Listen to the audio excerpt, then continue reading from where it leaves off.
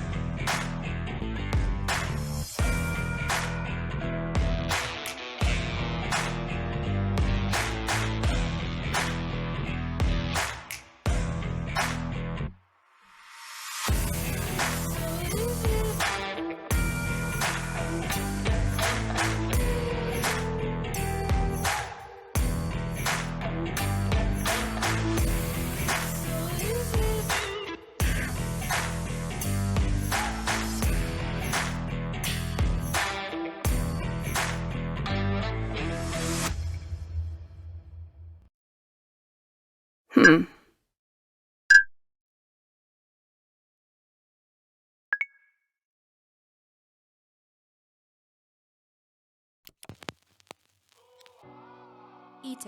your online ticket solution for events and event marketing, bringing you ease of mind and making sure that your event gets out there.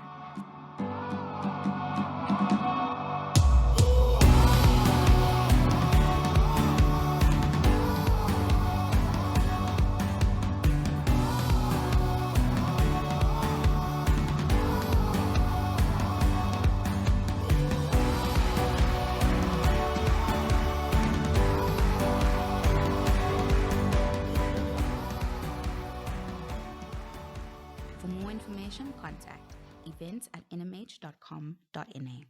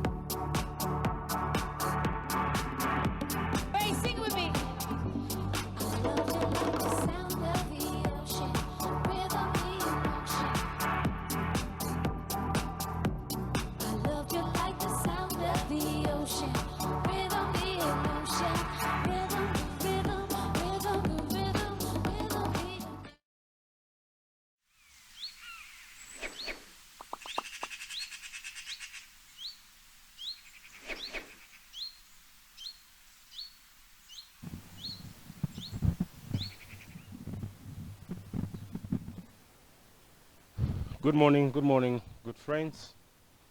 Good morning, Namibia. Good morning, Africa. Good morning, friends of tourism. Thank you so much joining us at Country Club and Casino on this Friday morning. Very cool, and we appreciate the weather, I think, because yesterday it was so hot, and I think it's starting well, but let's see what we have for the rest of the day. I think we're meeting over here really to launch the Tourism Expo. So first of all, may I use the opportunity to welcome our Honorable Minister, Honorable Pohamba Shifeta, the Minister responsible for tourism, for environment, forestry and tourism. Thank you so much. We know how busy your program is, and it could be on this Friday. You're supposed to have been somewhere else in Botswana launching the other programs with His Excellency, but thank you really for being with us over here.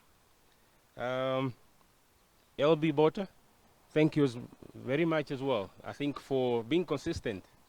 I know there was a break of 2 years about not hosting the Travel Expo, but we appreciate that your vision and with your organization, you know, you have remained focused, and we are here today again to launch this year's Tourism Expo. Thank you for that support. Lisa Scraven, thank you so much for joining us as well here. You're not going to share with us from your experience what relates to tourism. And also then Janet Fori, thank you as the director of NTB. Thank you for representing NTB over here. And we need this partnership really when we do events like this. And all the friends of tourism that are here, I know I can see a lot of veterans seated over here. Thank you so much. It's a Friday. There's nothing to be moody about. Thank you so much. And I think our program is so short. I was just looking at it and I realized, okay, there's no anthems. And then, even before I asked, he said, no, but we're in tourism. We don't sing anthems. And then I said in my heart, but where is the tourism anthem then? You know, instead, if you're not singing the national anthem and AU anthem, we must create our own tourism anthem. Yeah, maybe we should create one, and when we do events like this. So this day, though, this morning, our program is short, probably an hour. So basically, if I can run you through, we will have definitely a brief background and concept of Namibia Tourism Expo 2023 by the CEO of NMH, Albi Botter. Of course, we will then have as well a topic presented by Lisa Scraven, is the founder of Topia Africa, the increasing relevance of sustainability and tourism experience. And then we'll have a keynote address by Honorable Shifeta. And I think then the closure thereafter. So it's a short program. I think let's just remain focused. Yeah, I don't want to waste time. May I then welcome Mr. Botter, Albi, give us a brief background and concept for Namibia Tourism Expo. And we can actually help him, raise up with a great energy to be coming over here. Thank you.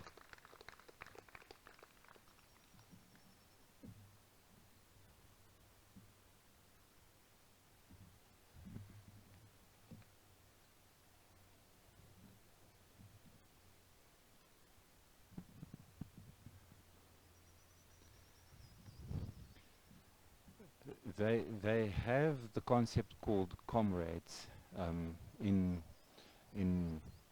a true friend. But Honourable Minister Boama Shifeta, you are my friend. And thank you so much of being a friend of this expo for so many years, and supporting us for so many years as the official face from the Republic of Namibia. Without your support and understanding of what we're trying to achieve in promoting tourism in this country, this event would never be able to happen. And your never ending is the right word, support to this expo, I can't thank you enough. So thank you for making time this morning once again to be here. Tourism Expo 2023 is a new world, a new dawn that has engaged in how we understand tourism going forward. In 2019, we started the process of understanding that the end of our previous campaign, ecotourism, ended, and we came up with a concept called 20 Degrees South, and that's really promoting tourism not just as a destination in Namibia, but in the SADC region. Planes do not just land in one country. Tourists do not just visit a geographical area that was created in 1885 by some colonial power or 6 of them. Tourism is where people celebrate a certain region, a certain area. And it's important that we celebrate that in our engagement as well. So our focus going forward for the tourism is was hijacked a bit, I must just go back, but was hijacked a bit with COVID. In 2020, I think the only expo taking place in the entire world was the one that we had in November that year. It was very interesting, really enjoyed it. In 2021, when COVID really got bad, our total commitment was working with the Republic of Namibia with the entire vaccination program, and we're very proud of being part of that process to make sure that we promote vaccination, and I think it was extremely successful.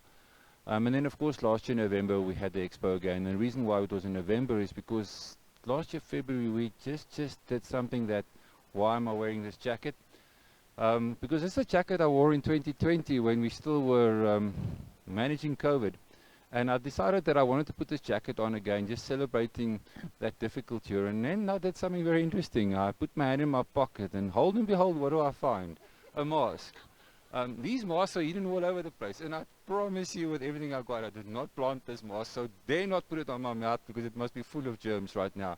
But I had to smile this morning when I put my hands in my pocket, and I got a 2020 mask. It's I'm definitely going to frame this one as a remembrance of that year.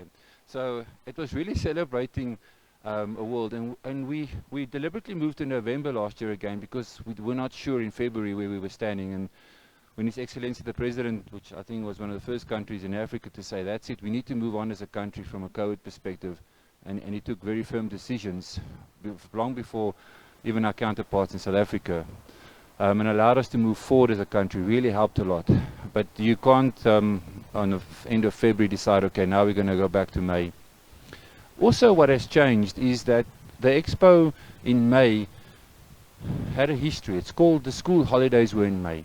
That has changed now with government's realignment of school holidays to June, July. And so that's why we've chosen the date of 26th to 28th of April. It's cool enough, but it's not hot, and hopefully, and although we do pray for rain right now, that those 3 days, the rainy season, is quieter, and we're analyzing that week on week, and to this day we're still comfortable that the rainy season is over, and we're managing them full moons. And of course we're managing other tourism expos like the Indaba, World Travel Market, and all the other events. And so that's the space that we believed was an open space for us. We can do it in second and third week in May, but then we're competing with Africa Day and we're competing with Ascension Day, and those are very interesting days in terms of everybody wants to be on leave. So if we're wondering why the expo is 26th to 28th of May, step one, the Republic of Namibia's school holidays have changed. Step two is we're trying to be out of the rainy season, but not too cold. And step three is we are aligning ourselves with other expos that we don't compete with them. Because there was a lot of questions about the date. The venue, why the Windhoek Country Club?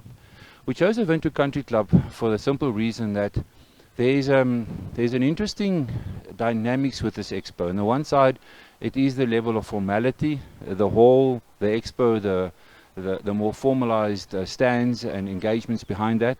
And this is definitely what the country club delivers. But more specifically, we're deliberately sitting outside today because the outside part on grass and behind us some more grass is a key part of who we are as an expo. We're not just walking around stands and understanding, but we're also celebrating a country in what we do. And that's why we chose the venue at the country club. It's a very unique venue in that regard. There are very few events, venues in the city that has that combination, if not in the country. And then the third reason why we chose the country club, which of course other venues also have, is the dynamics between on the right hand side having all the stands and on the left hand side having access to 4 individual conference units. So the first and most important decision we took was to say that the expo officially from a visiting perspective will be from 4 o'clock the afternoon till 10 o'clock at night. Traditionally we would start around 12 o'clock. We have now moved it to 4 o'clock, and the reason for that is a sense of intensity, and secondly we would like to engage the concept of networking and conferencing the Thursday and the Friday between 12 o'clock and 4 o'clock, having these 4 events, 4 halls open for those events to take place. So it allows us to do networking from 12 to 4, because in essence that's the time that the exhibitors would like to engage each other, not so much the public. And history has shown us for 23 years, plus 1, 24th now, that the amount of people that come to the expo is a lot less during that time. So combination between making sure that people come from 4 o'clock till 10 o'clock, and then secondly, allowing us to do networking, and we have 4 networking halls that we can engage that time, and we have effectively 3 days. So that should give us enough networking times for those institutions or halls or stands that want to engage that process. So just explaining why it is in April, why it is from 4 to 10, and then lastly, but most importantly, the dynamics of change is a very interesting thing. We live in the world of media, and in media you understand one thing, and that is nothing is ever the same. And one of the challenges we picked up with the Expo is we can't compete against the shopping malls on a Saturday. They always win, and that's why we've decided not to have an Expo on a Saturday anymore, but from the Wednesday to the Friday. The Saturdays is the shopping malls win, doesn't matter where you go. And then of course the Saturday afternoons is some place you can compete, but we're really in the game of sports as well, which I think is a critical part of tourism. I'd like to share a bit about that just now. And so that part of not competing against all the other events in the country and owning your space, not in a competitive space, but in a space of unity, is the reason why we decided not to carry on a Saturday. We saw last year that we inevitably were competing with sporting events. It wasn't our intention. Our date was set long before any other date. But of course, we don't own the right to any time, and if someone decides to use a date, that's their right to do so. So, background. Wednesday to Friday, 4 to 10. Let's use the time from 12 to 4 for networking. And let's celebrate our country in unity with regards to Saturday. I smile around the request about, what should the anthem be of the tourism industry. And I do think the word unity should be a key part of that word, because I think without unity, working together, and not just in the city of Windhoek, but in every single community in this country, no other industry has that unique understanding that it's important. So if you all on the Telegram group, you will see there's a presentation that we've sent to you. We'll be using a lot more technology in this year, actually technology that we extensively using within our organization on an hourly basis. So we'll be using Telegram a lot more, and the reason why we use Telegram and not WhatsApp is that Telegram holds on to the picture and the video quality of everything we do. And this is important because an expo may be from the 26th to the 28th of April, but it's actually from the 24th of February until the 24th of December. And how we go about sharing that story from today until the 24th of December, social media, online media, of course print media as well, plays a critical role. We've reached over 10 million people in the last 20 years. We've reached over 250,000 people in terms of physically visiting this expo. We've reached over 3 million people in print media. This is our 24th expo. We happened to miss one, and that was in 2021 because of the COVID. So we're very proud of our reach and understanding, but what we do know is that an expo in itself and it's in isolation will never make that difference that's required. And so our theme is beyond borders, but I changed the word again a bit to beyond boundaries. Not that we're changing the word beyond borders, but I use the word boundaries because I think sometimes we isolate ourselves in understanding what is achievable, and we sort of define things because it was like that. And so how we realign ourselves around borders or boundaries geographically, and how we make sure that the II's Richtersveld engagement works better, or the Trans-Kalahari works better, or the Zambezi-Kavango Delta engagement works better. Those are key drivers for us in the next 4 years. We will engage, there are 4 specific areas in our country that are trans-border, and every year we'll have a different theme. This year we'll launch the 4 areas. One's between Angola and Namibia, the other one is between Zambia, Zimbabwe, Botswana and Namibia, and the other 2 is Botswana, South Africa, Namibia, is the Kalahari, and then of course the Richtersveld II's is between South Africa and Namibia. And our promotion will launch all 4 of these areas this year. There are 18 such areas in the SADC region, if you didn't know. We are focusing on the 4 that relates to us, closest to home. Home does come first. And time will tell whether we'll start engaging those outside the 4, but let's, for the next 4 years, focus on that. And it's really just about promoting that. I see statistics that we share about 250,000 people that came into our country last year.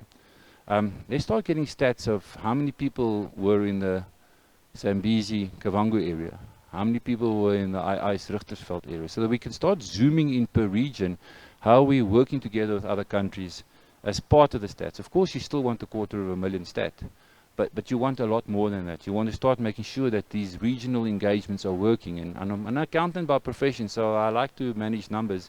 So if I see a number is 10 and then 20, I know I'm going forward. But if I see the number is 10 and it's going to 5, then I know I'm going backwards. So numbers do play a role. They may not be the only reason why we do stuff, but they're an important part. So that is in essence our drive around Beyond Borders, is to try and find solutions in the region. And yes, the world is a lot bigger than the region, but let's stick to the region for now. This is who we are.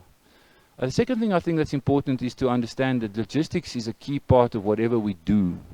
And I sometimes feel that we tend to focus on the destination, on the wildlife, and everything that goes with that. But to get there is a challenge in itself. So promoting this unique country and how to get to places and traveling towards those places, and that's where Town of the Year comes from, is a key part of selling our country's uniqueness. Otherwise, we're just very much the same as the next country, except we may have a couple of more dunes than most.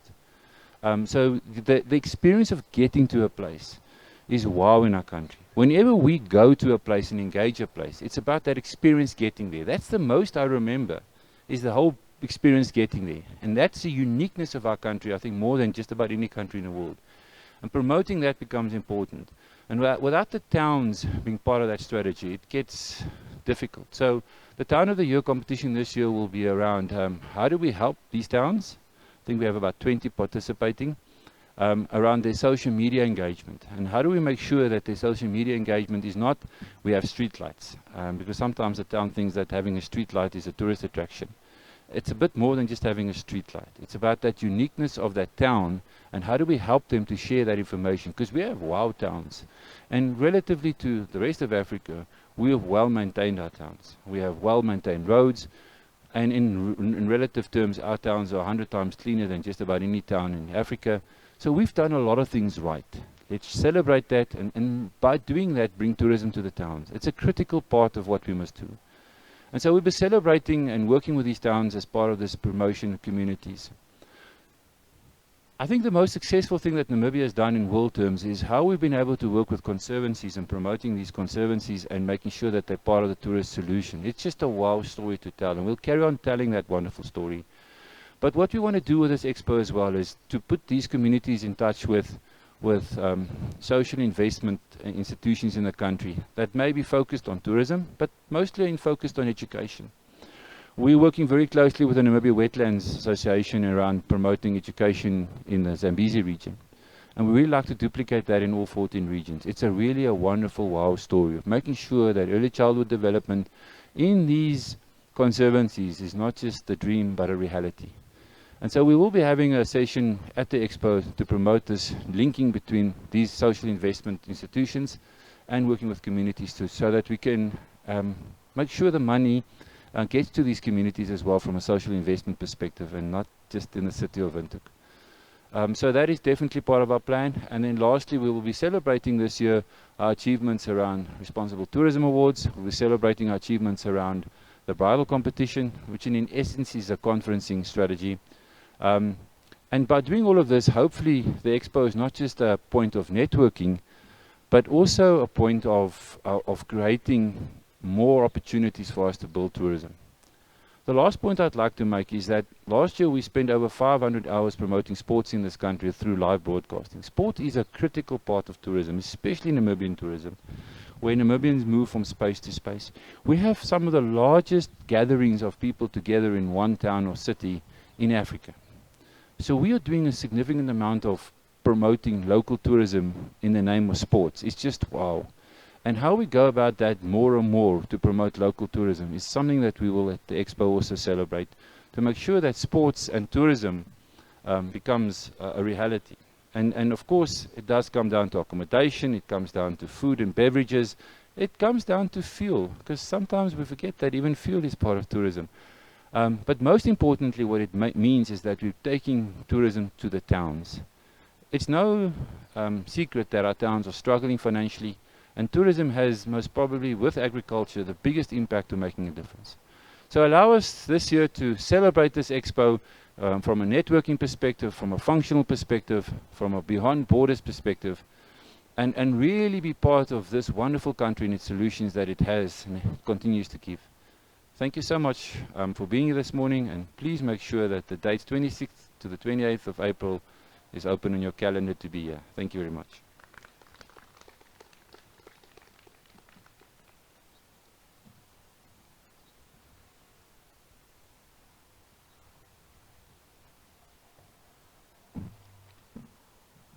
Albie, thank you so much for sharing that background and making things very clear. Because we're wondering, why have you moved from where we used to host it and now we're here? Now we understand the vision. Thank you so much. I think we now just moving to the next topic quickly, or discussion.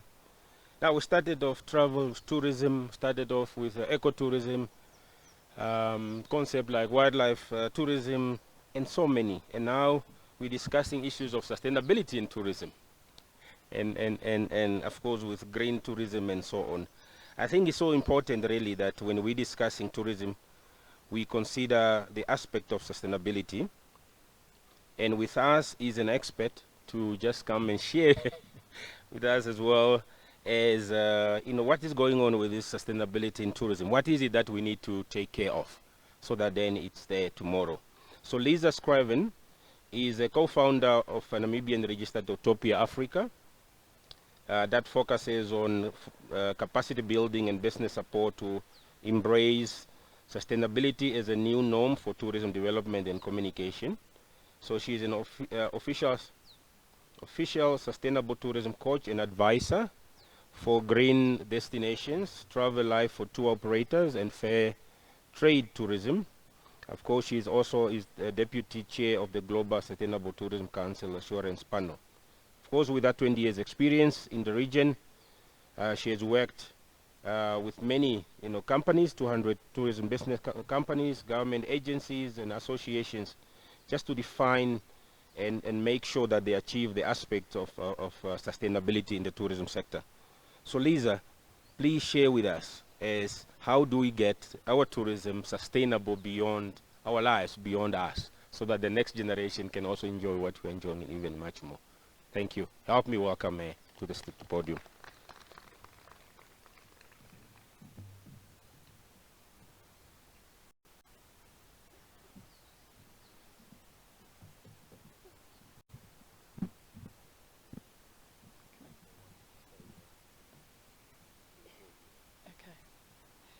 Good morning, everyone. I feel like I'm short up here. Doesn't happen that often. Minister Shifeta, nice to see you again. Thank you for joining us. Colleagues, I don't want to call you old-time friends, but long-time friends, and hopefully some new ones. It's great to see you all. We're in interesting times, hey, in tourism. It's been, there's nobody here today that hasn't been affected either, personally or professionally, or perhaps both. And I, just on reflecting on today, I noticed that it's actually 3 years ago to the day that the director of the World Health Organization in a media briefing was, he made a statement that alone we lose, together we win. And that, speaks to what Albie was saying about the unity that we really need. And that, that theme is, it kind of defines what we need in terms of tourism resilience. It's not just a buzzword, that's what we've carried through. And for me, the response of Namibia was quite humbling. I've lived here for 6 years. You can probably tell from my accent, it's a bit of a mess. I was with your neighbors in the south for 18 years before that. But then I saw the light, and also the lights as well. So yeah, this is home now. And I find this such an inspiring country, not only just to live here, but your tourism economy is, people really pull together. You saw industry platforms promoting local, you saw regional initiatives, in terms of trying to facilitate travel where possible, SADC rates, even efforts to harmonize COVID protocols across borders, which, was quite a hefty undertaking. But the realities of thinking beyond is very normal for Namibians. And I come from a country where it's not quite like that. Everyone's quite insular and, closed. So we've gone through this whole experience, and let's hope we're on the other side of it. And it's sort of changed our perspective and how we think about others, you know, looking after our neighbors, trying to send business to other local businesses, trying to think beyond. And this was also happening globally, of course. And, you know, people taking stock from this, you know, forced pause of what do we prioritize? Where do we spend our money? You know, when we can travel, how are we going to do it? And there's been this overwhelming amount of research, market research that's come out over the past year in particular around the shift in sustainability in terms of travelers saying, I want to travel sustainably in future. And I don't know if there are any other skeptics in the field, but I'm, you know, one of them when it comes to market research. But, you know, historically, this sort of demand for sustainable tourism, you know, you're sitting 35% of people. Okay, now overwhelmingly, it's between 70 and 90%. Okay, so this is serious. And it's even Booking.com has dubbed it, you know, the pandemic effect. Okay, but it's consistent whether you're looking at research from Expedia, from WTTC, Trip.com, everybody's finding the same thing. Okay, is this overwhelming desire to change how we travel? What's our expectation? What kind of experience are we looking for? And again, the skeptic in me is, okay, you say it, but will you do it? So there was just last month a study released by Hotel Beds, which has over 300,000 listings on its platform. And they looked at the conversion rates. Typically, hotel conversion rate is around 3 to 6%. They said their green listings, in terms of who's a certified property, just under 13%. So that's, for them, was significant, and they can prove that with their confirmed bookings on their platform. So people are starting, you know, to close those deals. Okay, it's the spend is happening. So the expectation is there clearly, and when we talk about sustainability, it's people are also saying it's, you know, it's not just about solar panels and wildlife conservation, although those things are important, but over 70% of them are also saying things like, I want to have a cultural understanding when I travel to a place. I want to know that the economic benefits are being equitably distributed. I want to have an experience, a local, authentic experience, you know, connecting with local people. So it's the sustainability concept that Sabulon was saying. It's you know, we sort of have progressed from this idea of green eco to what does it take to actually be sustainable? What does that mean in reality? And travelers are expressing that as something that they expect a destination to be doing. Okay, the business that they stay with, where they choose to spend their money. So I think that's something we need to pay attention to. And it's interesting in terms of the types of experiences that they want from this. It's, you know, it's connections, like I said, with local people.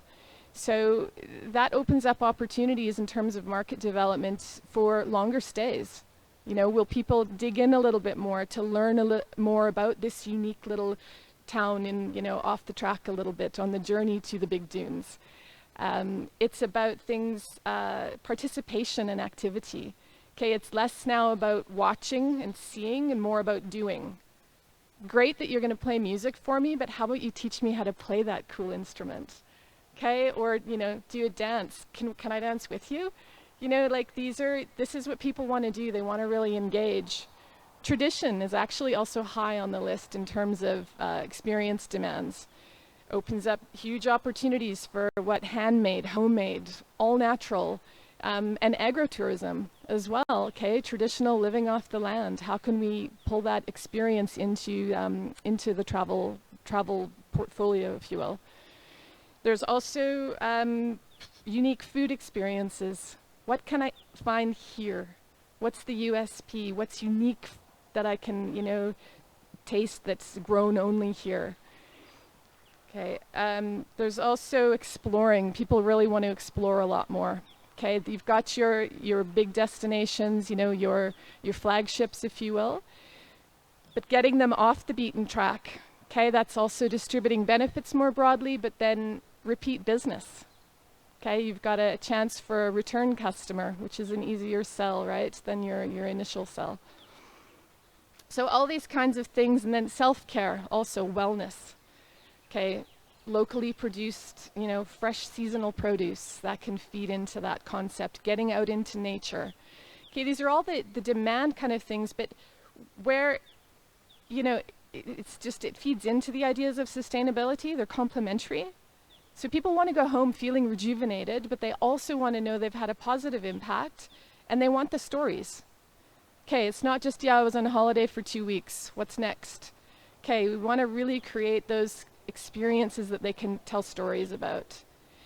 And for me, this is when it gets really interesting, because where the market expectation and demand come through and converge with tourism development opportunities, okay, that's really interesting for me because they're mutually beneficial. Okay, there's a huge overlap here where the needs of the destination and the priorities in terms of development can speak directly to that. Okay, and there's opportunity there for everybody, whether you're a tourism product, industry association, a DMO, doesn't matter. If we look at, I've got 3 favorites in the world in terms of what DMOs are doing, for example. Some of you may have heard of the Palau Pledge. Okay, the little tiny island nation of Palau was the first country in the world to actually change its immigration legislation to embrace the Palau Pledge. Okay, so your Home Affairs Department, when your tourists arrive, they actually get the Palau Pledge stamped into their passport. Okay, and this is a pledge that's crafted by the local people in the destination in terms of how they want tourism to impact. Okay, how they want you to experience their country, which is amazing. The Pono Pledge, also in Hawaii, is a similar concept. They've crafted it a little bit more around do's and don'ts, but not in a heavy-handed way. They've got this beautiful video. It's about 5 minutes long, no longer, from the voices of local people, old, young, local language, not English, everything, big mix. And they tell you, this is how I want to welcome you and for you to experience the country, both in terms of, you know, respecting the marine wildlife, but also, you know, safety.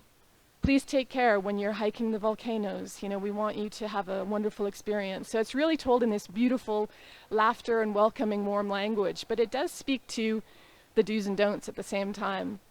And then there's the last one I just wanted to mention is the Tiaki Promise. I'm not sure if any of you have heard of that in New Zealand. And Tiaki means care for people, place, and culture. Quite a nice encapsulating sustainability and holistically. But what I love about how they've done it is this little video they actually play on every inbound flight into New Zealand. So you've got this captive audience, of course, everybody's been on the plane forever, and they're with these little screens in front of them, and they're finished all the movies, right? So then they get this beautiful presentation of what they're about to experience, as well as a narrative welcoming them in how they want, how the people of New Zealand want you to engage. Okay, so it's those are quite amazing ways of embracing sustainability in your communication, and like I say, it can happen at every level. Doesn't matter, you know, what your role is. But I think the lesson in all of this is that the same kind of approach to doing tourism, if that's how we're going to do it, we're going to get left behind. Okay, and we'll miss the opportunity of putting our destination needs first. Okay, so I think that it's really an opportune time to put that first on the platform. So maybe as we go into our preparations for the Namibia Tourism Expo this year, we can kind of ask ourselves, what's good for Namibia? What's good for the destination and its people? Because in that space is where we unlock the opportunities for what's good for the traveler as well. Okay, so let's really use tourism as a tool to, you know, the saying about building longer tables, not higher walls. Okay, thank you.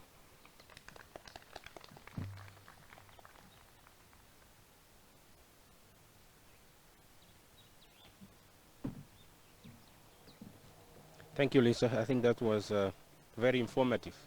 If we continue to do things the old way, what did you say? We'll be left behind. Well, there are a lot of concepts that we need to think of and completely do things differently. And as a destination, probably Namibia is ready. I mean, given the amount of the diversity of the products that we have, I think it's easy to do a lot of mix-up and then include a lot of other things so that we offer a better experience. And I think that's what you're saying. When a person comes, not just Namibia, but when he goes or he or she must take an experience with him or her. Thank you so much for that. It's just relevant that we speak about sustainability in tourism. Thank you. I think going forward, really, I think you spoke about unique selling proposition. I just wanted to ask quickly. Well, what is maybe 3 unique selling proposition for Namibia? What is it? Where are we now? Who can just say something? That makes us unique, completely unique. Well, what is it? What could it be? Yes, my friend. Wide open spaces and sky at night. A clear sky at night. Excellent. Yeah. So we need to focus on those really, so that then we not just the same like any other destination. The lions the other one has, and whatever the other one has. But what is that we can craft in there that we can put forward for the people to know there's something unique in Namibia? Thank you, Maggie. Please get well soon.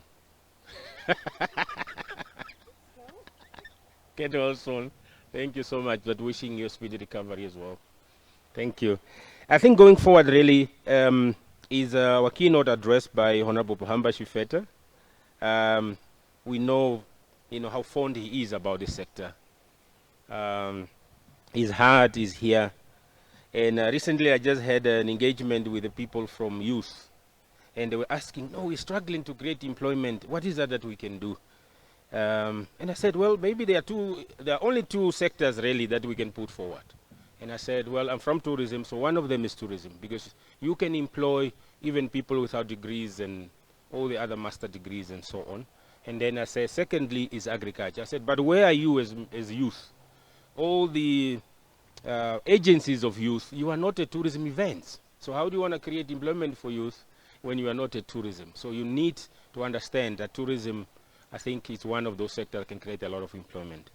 And I appreciate as well that my minister comes from that sector, from the youth side as well. So he understands that the linkage between both youth and the importance of the tourism sector. So please help me welcome our Minister, Honorable Pohamba Shifeta, for the keynote address at this launch of the Tourism Expo 2023.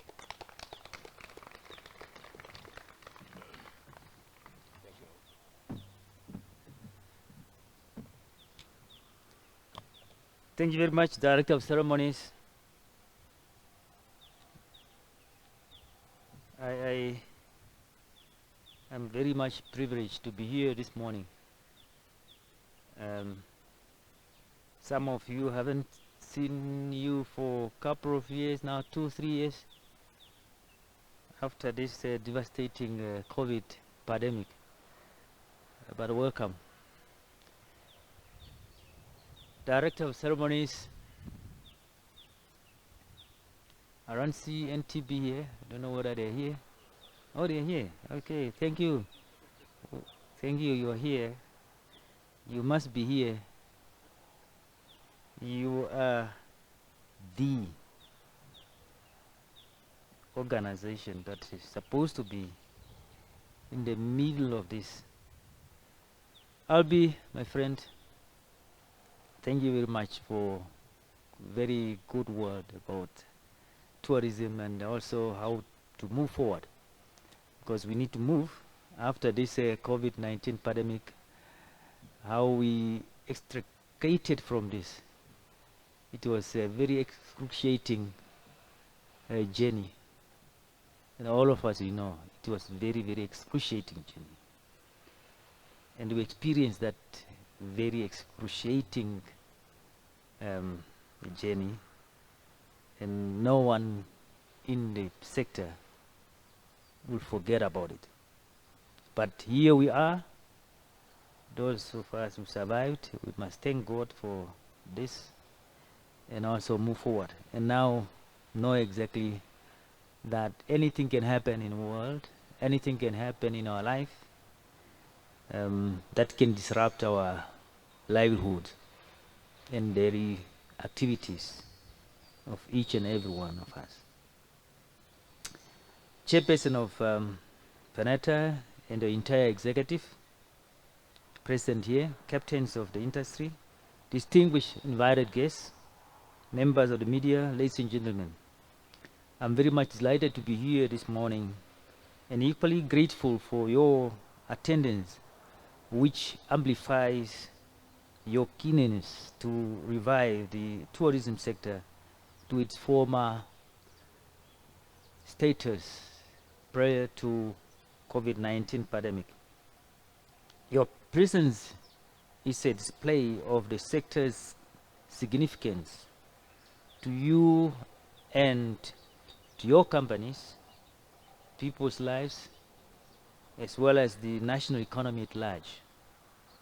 As you are aware, that the ministry has developed a tourism recovery plan, and as for implementing the targeted programs, at which stage it requires all stakeholders' support to ensure that the country achieves a swift recovery of the tourism sector in the next 2 years. The National Tourism Recovery Plan 2022 to 2024 is underpinned by 5 grand strategic interventions, namely policy matters and COVID-19 tourism regulations and their measures. The country has made significant progress, especially with regard to containing COVID-19 pandemic, as well as all you know that it happened.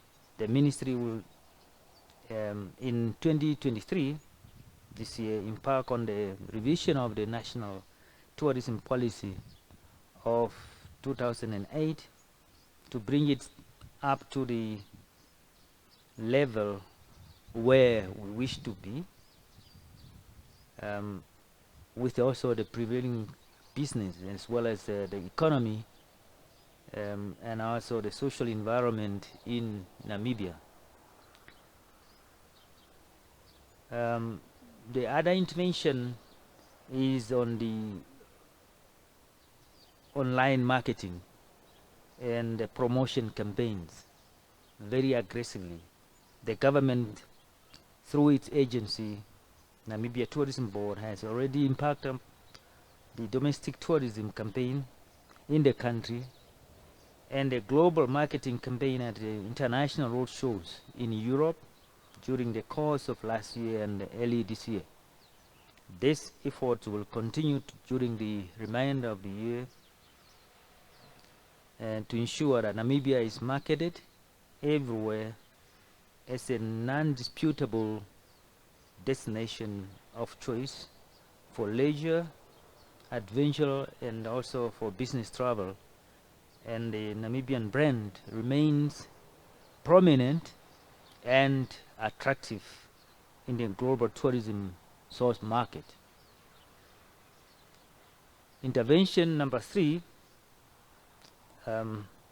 is to attract new geo and special segment of the global travel market. I would like to call on the tourism sector to diversify and also market Namibia in other untapped source markets in North America, for instance, and Eastern Europe, as well as Africa too, and the other parts of the globe, so that we diversify the source markets and rule special niche markets with higher yields in order to increase the tourism arrivals and tourism earnings in the country, but equally also to neutralize the higher seasonality patterns in the sector. The intervention number 4 is the increased tourism market intelligence through statistics, data collections, and also analyzing this data. The government, through the Ministry of Environment, Forest and Tourism, and in partnership with the Namibia State Agency, and the United Nations Economic Commission for Africa have launched in 2022 the commencement of the 6th edition of Tourism Satellite Account.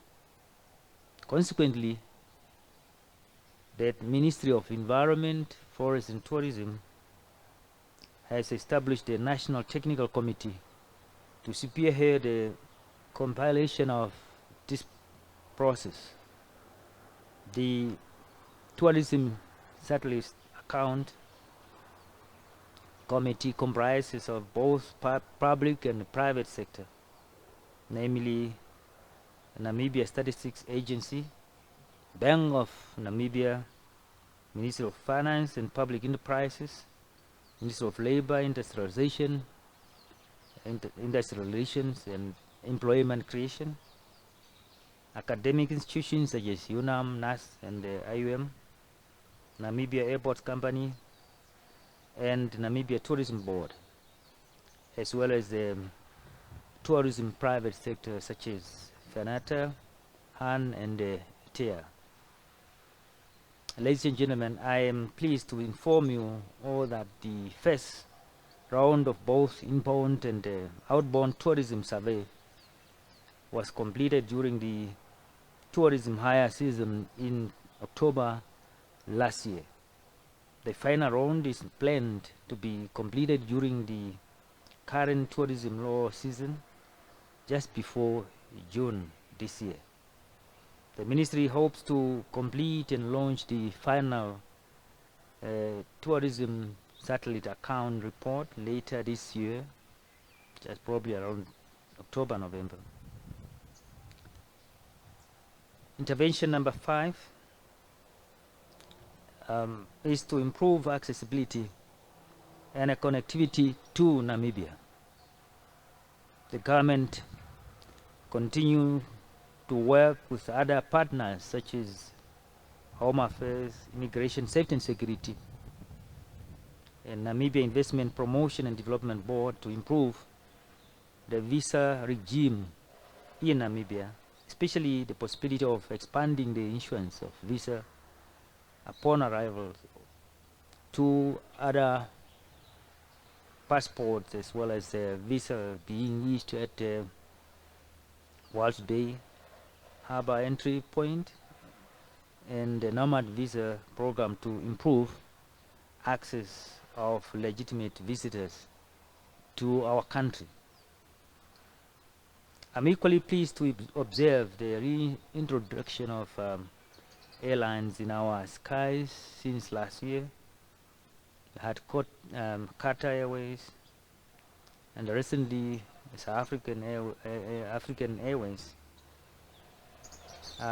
informed that the relevant authorities, that is now the civil aviation authorities, etc., are engaged at a national and continental level to improve air connectivity to Namibia and to liberalize the African skies through piloting phase that includes Namibia, which exhaustion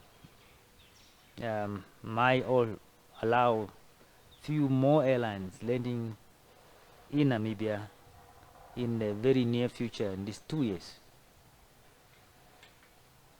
And also looking at some of the measures that we've taken,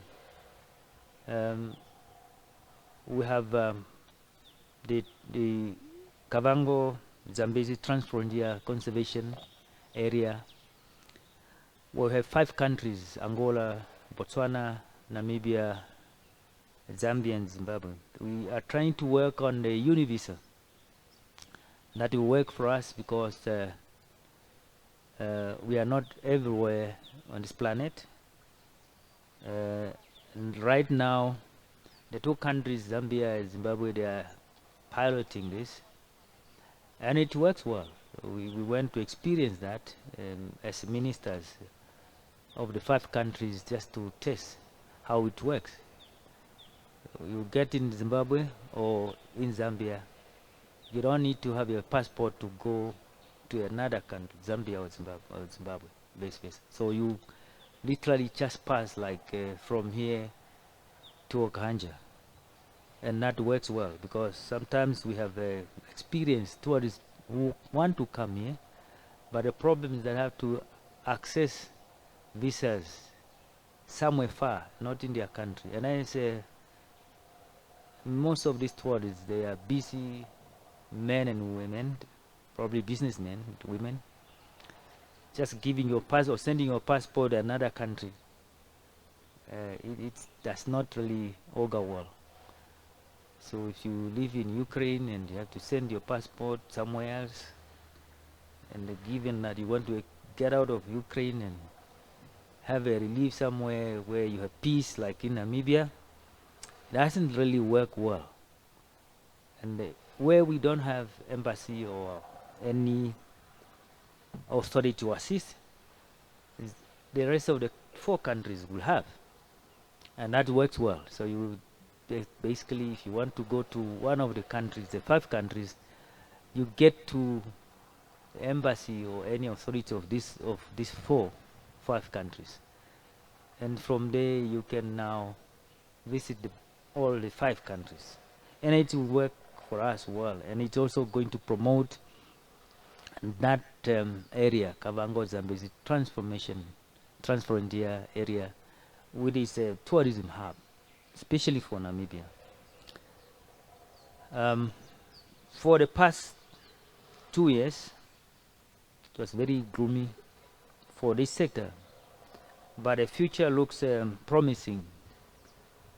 I'm happy to share with you that the tourist arrival numbers are on the increase since 2021 by 37.3% from 169,565 in 2020 to 232,756 tourist arrivals in 2021, and by 4.6% to a total number of 243,466 in 2022 tourist arrival season, using data from 15 computerized major entry points.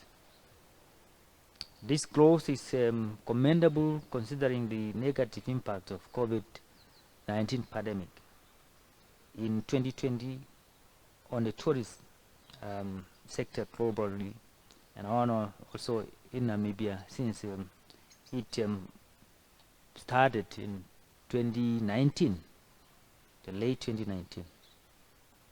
We all felt about it. Everyone has got a tale to tell. Some very, very, very, very, very bad ones, but we went through them. However, these visit numbers remain very low for the country, especially just representing about 15% of the pre-COVID-19 numbers, which was about 1.5 million tourism arrivals. So we want to get it, or more even. Hopefully, the statistics that will come now, and also the tourism arrival, the announcement, the numbers, and I like what you said. We have to work with numbers. Then we know whether we are moving or we are going back or going forward. So hopefully it will be more than this. And also this year, if nothing happens, everything remains now as it is, we'll have numbers moving forward, probably close to 1 million or more. That will be a bonus to us. As a country, Namibia, we need to increase and diversify Namibia's tourism product offering, and that is what we need to do, because diversification give people choices. Our clients, they need to have choices. They shouldn't be bored with one thing. Every time they come to Namibia, you only offer this, and you don't try to innovate. So we must come up with some innovation and diversify the sector. You'll agree with me that Namibia offers more than just the famous ecotourism and the photograph, wildlife viewing, and so we can offer more than that. I will like to use this opportunity to call on the tourism sector players, especially those in the sector main players, to promote and offer cultural and heritage tourism experiences and our Namibian gastronomy. Namibia is a diverse and rich culture we have, and that's no reason why cultural tourism and our gastronomy should lag behind. We have a lot of this to offer. It's a destination, a preferred destination for that matter, and we have to make it that way. All we need to do is to work with one another, and they also move together as one, and they create enough national synergies to achieve set national objectives and the goals. Director of Ceremonies Namibia, given the availability of funds and the collaboration from potential sponsors and partners, will again host our next 5th edition of Africa Youth in Tourism Summit this year, which is scheduled to take place in May this year, successfully hosting any event of this magnitude last year supported the country's branding effort, and they helped reposition the country as a preferred destination ready for business post COVID-19 pandemic, for meetings, incentives, conventions, events, leisure and business travel. Secondly, the summit assisted in building global market confidence in the destination, and it focused on innovation and youth entrepreneurship, which will help the country build tourism knowledge economy for Namibian youth. And it's also good for recovering from this pandemic that we just had, and it's a recovery strategy. I urge the tourism industry and other institutions dealing with youth programs to support these noble initiatives. The Ministry of Environment, Forest and Tourism would like to sincerely thank those institutions that financially and by other means supported the hosting of this African Youth in Tourism Summit in 2022, and at the same time request them once again and others to continue to offer support and join the ministry in hosting this year's event and do it better this time around. I'm informed that the project that has played a big role in promoting local authorities in Namibia is back after the 2 years of hold due to COVID-19 pandemic. Namibia Town of the Year competition has connected local authorities to tourism. It has thus far made it possible for 16 local authorities that have emerged as finalists during the past 4 years to exhibit and also showcase their towns, their products and services at a tourism expo alongside accommodation operators in the respective local authorities. I'm furthermore informed that this year's 10 finalist towns will be sponsored once more to showcase their beautiful local authorities at this year's Tourism Expo in April. Once again, I applaud Namibia Media Holdings for such an initiative. Director of Ceremonies, allow me in conclusion to once again congratulate the Namibia Media Holdings for creating a sectoral platform such as this one, the Namibia Tourism Expo, where companies, especially those in the sector, as well as those that wish to venture in the tourism sector, can showcase their products and services, network, exchange ideas and innovations, and learn new trends, especially post-COVID-19 pandemic, also to improve the way we do business in tourism in Namibia. I'm privileged to officially announce and launch the Tourism Expo calendar events for 2023 on this day, 24th of February 2023. I just want to wish you fruitful deliberations and a productive networking from now onward until April, when we have to meet at this event. Once again, let me thank all of you for being here this morning, and let us go and work and organize this event well. This event should be an event that all of us Namibians can be really behind us after this pandemic that devastated the sector so much that we have lost friends, family, co-workers. So it was a devastating pandemic.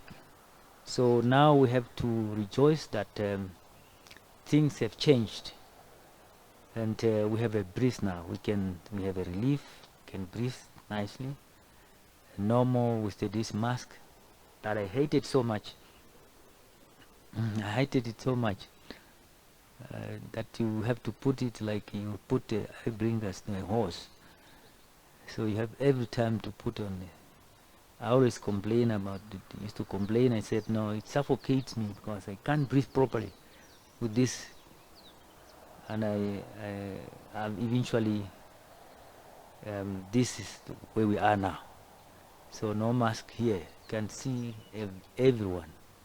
So things were completely different in our lifetime. For the first time, everybody you see just a mask. And the people made money. Those were marketing this mask. They made money, a lot of money. So once again, thank you very much, and all the best once again.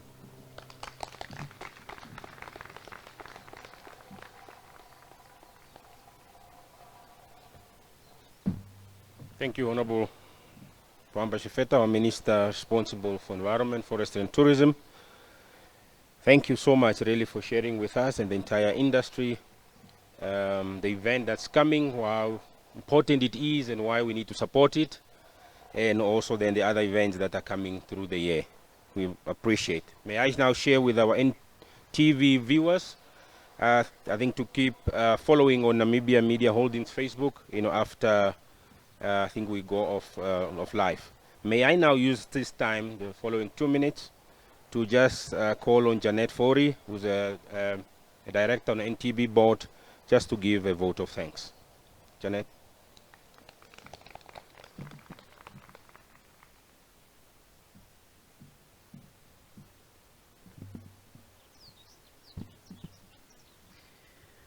Honorable Boamba.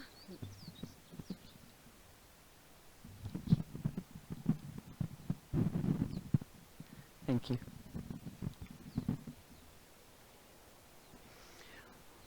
Honorable Boamba Shifeta, Minister of Environment, Forestry and Tourism, Mr. Albi Botha, CEO of Namibia Media Holdings, all senior officials and representatives of the private sector, valued guests.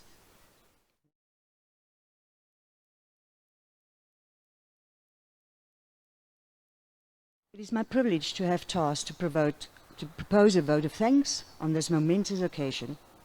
I therefore, on behalf of Namibian Tourism Board and the entire fraternity with interest in the tourism industry present here, and on my behalf extend a very hearty vote of thanks to the Honourable Shifeta for his passion for tourism and the inspiration he demonstrates to revive this industry post-COVID pandemic. We are expressing our gratitude to the Honourable Minister. Under his guidance, each year we recognise the building blocks of our economy, be it excellence in conservation or tourism, as these two are embedded and intertwined for tourism success. Your presence, sir, demonstrates our shared commitment towards youth and emerging entrepreneurs. They are set to lead our nation far and beyond. They are breaking barriers and driving advancements for a modern Namibia all people yearn for.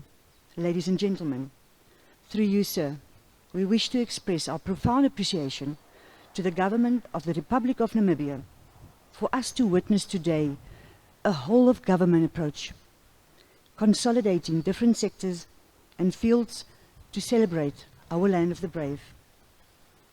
Ladies and gentlemen, the vision of the government surely is teaching us a lesson that the tourism private sector should not still idle. Interventions like these are where the public-private partnership is important. Therefore, Mr. Albi Botha, we sincerely thank you for consistently staging this Tourism Expo. I am hopeful that the Namibia Tourism Expo this year will come back with renewed enthusiasm. We have just come out of the pandemic and have successfully set our economy towards recovery. Mr. Botha, this year's event must be scaled up to reflect this. And we look forward to more categories, stronger private sector partnerships, and greater participation by youth and tourism entities. Hence, I am calling upon the tourism fraternity in advance. Make your bookings to avoid any disappointment. This is a platform presented to you to make business and to increase your brand visibility. Last but not least, media. We thank you. You are the vehicle and mouthpiece in transmitting this information to a greater populace of Namibia and the world at large. We thank you in advance for your positive reporting. With those few words, I would like you to enjoy your afternoon. Tangi onene, thank you, baie dankie.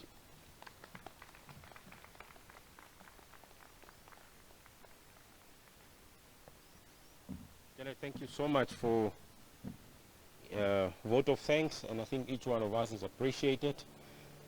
So let's give a hand of clap to ourselves and say thank you for the day. We've just made it in time. Well, in tourism, when the program ends, we don't end. We continue to network.